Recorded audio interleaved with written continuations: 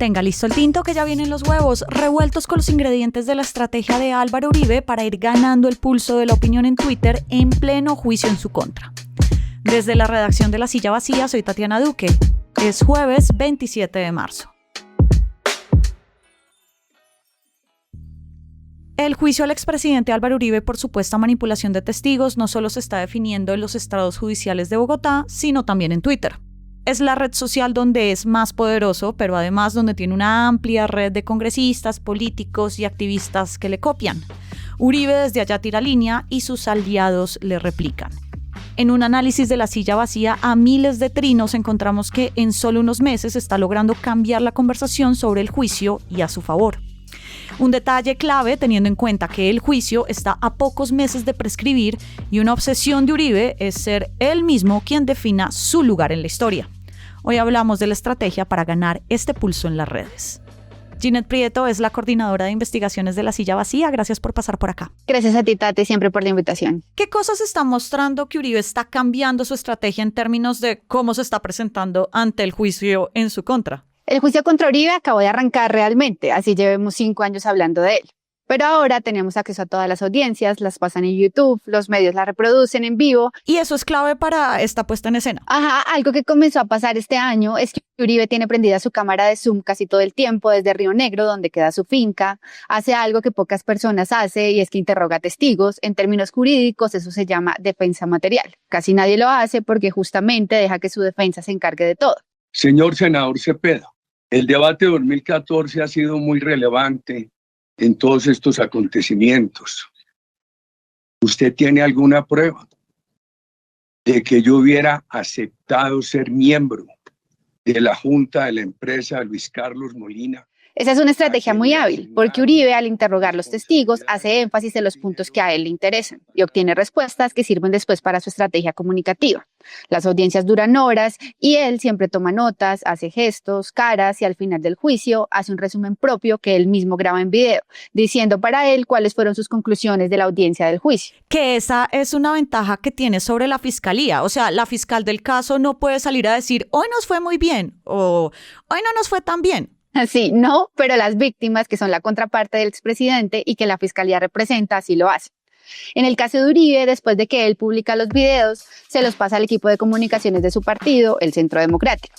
Estos a su vez se los pasan a congresistas y a militantes del partido y a influenciadores de derecha que reproducen el material de Uribe y su propio material. Toda esa red es el aparato de comunicaciones con el que Uribe difunde su posición en el juicio.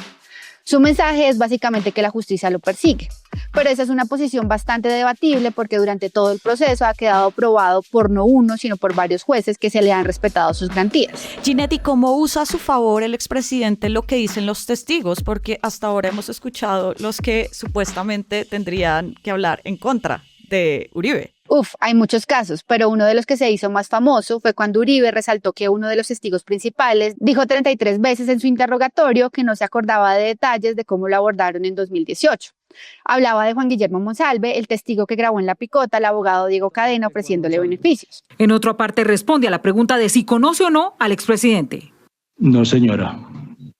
Pues así como a Santiago, no, señora. Por su parte, el expresidente... También Uribe ha resaltado que hay otros testigos que dicen que no lo conocen, y eso lo ha usado para decir que hay vacíos en los testimonios y que no hay pruebas en su contra. Pero el lío es que esa no es la nuez del caso, y es algo que no todo el mundo tiene presente, por lo que Uribe puede cosechar su propia narrativa a partir de eso.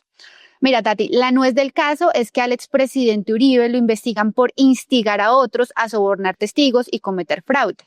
Y no lo investigan porque él hubiera cometido esos delitos directamente. En este caso, el que supuestamente sobornó con aval de Uribe fue el abogado Diego Cadena, quien ahora está en juicio por estos mismos hechos.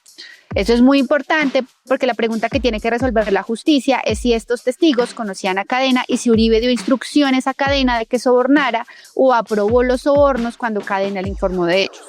Y lo que las pruebas tienen que demostrar es si Uribe instigó o no. No si Uribe conocía a los testigos o habló con exparas o si los mismos testigos conocían a Uribe personalmente. Ese no es el tema. Ahora, ¿le está funcionando a Álvaro Uribe esta estrategia? Lo pregunto porque él arranca su carrera política y se hace presidente de Colombia sin redes sociales. Se volvió un político muy famoso en Colombia sin redes sociales y ahora, 20 años después, pues le toca moverse en las redes. Bueno, Uribe ha sido un político muy hábil en redes sociales, tiene muchísimos seguidores en Twitter, más de 4 millones, y justo por eso fue que hicimos un estudio en Twitter en el que extrajimos 33.000 trinos sobre el juicio que fueron publicados entre el 10 de febrero y el 11 de marzo y los analizamos con inteligencia artificial. Los resultados arrojaron que en Twitter el mensaje de Uribe de que lo persiguen y de que el juicio es un montaje está teniendo más impacto que los mensajes que hablan sobre su culpabilidad en el juicio. Esto muestra que su estrategia de comunicación sí está siendo amplificada y que está librando un pulso fuerte, por lo menos en esa red social donde hicimos el análisis, por el que resulte ser el dictamen de su juicio. Y valga la pena aquí decir otra vez, este juicio es sobre manipulación de testigos, no es para decidir si Uribe fue paramilitar o no. Tampoco se ordenó los falsos positivos, se ordenó las chuzadas del DAS o el largo etcétera de cosas que pasaron durante sus 2 gobiernos. Ginette, ¿para qué le sirve a Uribe hacer esto teniendo en cuenta que está cerca de prescribir este juicio, pero al mismo tiempo que el caso es menor en comparación con las otras cosas que le acusa la oposición que él hizo? Como este es el caso que más ha avanzado en contra del expresidente, la gente mezcla todas las sombras que lo persiguen. Si Uribe es declarado inocente en este juicio o si el juicio no llega a un veredicto porque se acaba el tiempo de la justicia para decidir, que eso va a pasar el 8 de octubre de este año, Uribe va a tener a su favor que podrá decir que aunque lo juzgaron jamás fue condenado y con su estrategia de comunicación está intentando que esa versión cale. Y al tiempo de todo el tema de su defensa, Uribe está en campaña. Lanzó la campaña al no en la consulta de Petro, está en campaña presidencial con sus candidatos, o sea, está haciendo política. Y siendo parte de la oposición, esa posición se recarga. Siempre es más popular ser oposición que gobierno. Todo esto lo está jugando para que su partido tenga un nuevo momentum político. Mira, Paloma Valencia, una de las senadoras y candidatas uribistas, nos decía que su partido había tenido momentos de lepra. La traición de Santos a ellos, el gobierno Duque, el caso de Oscar Iván Zuluaga por Odebrecht, es otro largo etcétera en la última década. Y Paloma dice que en todo caso se habían recuperado. Ginette Uribe siempre ha hablado de eso que él llama el estado de opinión. Esta es la forma que él está utilizando para redefinir ese estado de opinión sobre él, para ubicar su lugar en la historia, que es lo que a él más le importa, para dejar su legado. Sí, la estrategia muestra eso, que él pelea su lugar en la historia. Es poco probable que el juicio llegue a un veredicto final, tiene el tiempo al contra, y lo que le quede en la cabeza a la gente dependerá de que él también logre vender su versión del juicio. Además es que faltan 90 testigos, pruebas documentales, audios, videos, y si los jueces no alcanzan a tomar una decisión, pues la gente sí tomará una propia. Y al final esa gente pues a favor va a ser la mitad del país. Pues el análisis de Twitter que hicimos muestra que los extremos están definidos, ya tomaron una decisión a favor o en contra. Pero hay una franja de gente que aún no toma posición. Sobre esa franja es donde Uribe o las víctimas podrán cosechar apoyos en lo que resta del juicio. Seguiremos muy pendientes no solo de este caso, sino de el lugar en la historia de donde quede Uribe. Muchas gracias, Ginette, por pasar por acá. A ti por la invitación, Tati.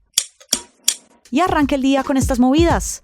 Los directivos de Audipharma fueron denunciados por el ministro de Salud por posible acaparamiento de medicinas en medio de la crisis por la entrega de medicamentos. Sigue bajando la tasa de natalidad en Colombia. En 2024 hubo 445.000 nacimientos. Es un 13% menos de los registrados en 2023. Y cerca de ser ley está una reforma a los servicios públicos que le mete mano a las tarifas de luz y de gas. Y ojo, el gobierno no la radicó. Lea esta movida en lasillavacía.com. Toda la movida de poder está live en la página, en las redes y en el en vivo. Y por acá cada mañana estará servido su desayuno político favorito. Fernando Cruz es el productor de Huevos y Juana Rubio Tobar es la practicante editorial. Yo soy Tatiana Duque y nos escuchamos mañana.